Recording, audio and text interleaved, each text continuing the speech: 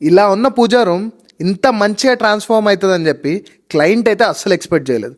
But నాకు తెలుసు నా వర్క్ గురించి అండ్ నా టీం గురించి. అండ్ ఏదైతే మనం రెండర్స్లో ఇచ్చామో యాజ్ ఇట్ ఈజ్ ఎగ్జిక్యూట్ చేసాం. అవుట్పుట్ మాత్రం అదిరిపోయింది. అదైతే మీ కళ్ళ ముందే ఉంది. ఎలా ఉందనేది కామెంట్ బాక్స్లో పిన్ చేయండి.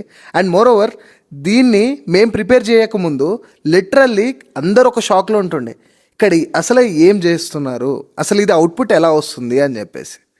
బట్ నాకు తెలుసు దీని అవుట్పుట్ ఎలా వస్తుంది అని చెప్పేసి. ఈ పూజా రూమ్ మేము చేసేటప్పుడు హానెస్ట్గా చెప్పాలి, చాలా డల్గా అనిపించింది నేను ఫస్ట్ టైం నేను క్రియేట్ చేసేటప్పుడు. బట్ నాకు ఒక ట్రస్ట్ ఉంది, దీని అవుట్పుట్ మాత్రం అదిరిపోతుంది అని చెప్పేసి. ఎగ్జాక్ట్ మనం సౌత్ ఈస్ట్ కార్నర్లో దీని అనేది మనం ప్లేస్ చేసాం.